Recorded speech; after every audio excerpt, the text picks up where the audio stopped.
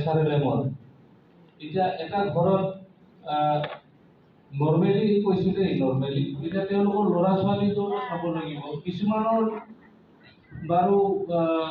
পঢ়া শুনা কৰি পেলাই চাকৰি পাইছে বহুত ভাল কথা কিন্তু চবৰে ঘৰত যদি চাকৰি নাপায় তেওঁলোকৰ কি হ'ব তেওঁলোককতো চৰকাৰে এনে এৰি দিব নোৱাৰে আমি ইহঁতক নাচাওঁ আৰু এনেকৈ ক'ব নোৱাৰে কিবা এটাতো পদক্ষেপ বা কিবা এটাতো ষ্টেপছ ল'ব লাগিব চৰকাৰৰ ফালৰ পৰা সেই ষ্টেপটো হৈছে তেওঁলোকক যিবিলাক আৰ্থিক অৱস্থা বা কিবা ব্যক্তিগত অৱস্থাৰ কাৰণে তেওঁলোকে হয়তো পঢ়া শুনা বেছি কৰিব পৰা নাই ক্লাছ 8 ক্লাছ 9 বা ক্লাছ 10তে পঢ়া শুনা বাদ দিছে ক্লাছ 8 ক্লাছ 9 বা 10 শিফট फरायनायखौ बाद होबाय न'खरनि माबा उसुबिदा जाबाय তো তেওঁলোকক আমি কি কৰিম এনেতো থাকি এনে ঘৰতো বেকাৰ থাকিলেতো মন বিলাকো বেয়া হৈ যায়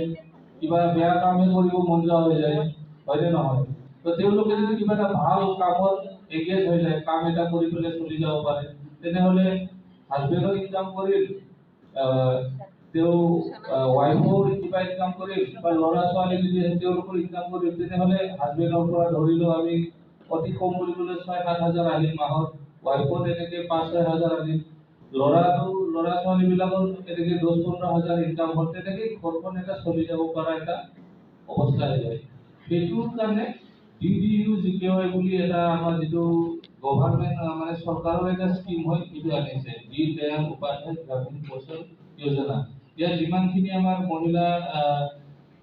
সদস্য আছে সেলফ হেল্প গ্ৰুপত তেওঁলোকেও এই DDU GKY কথা শুনিছে কিজানি সবে নহ'লেও কোনোবা শুনিছে গাঁৱত যে তেনেকৈ আমি মোবিলাইজেশ্যন কেম্প কৰোঁ তাতে ল'ৰা ছোৱালীবিলাকক ট্ৰেইনিঙৰ কাৰণে লৈ যোৱা হয় আপোনালোকে শুনিছে কিজানি যদিও ভালকৈ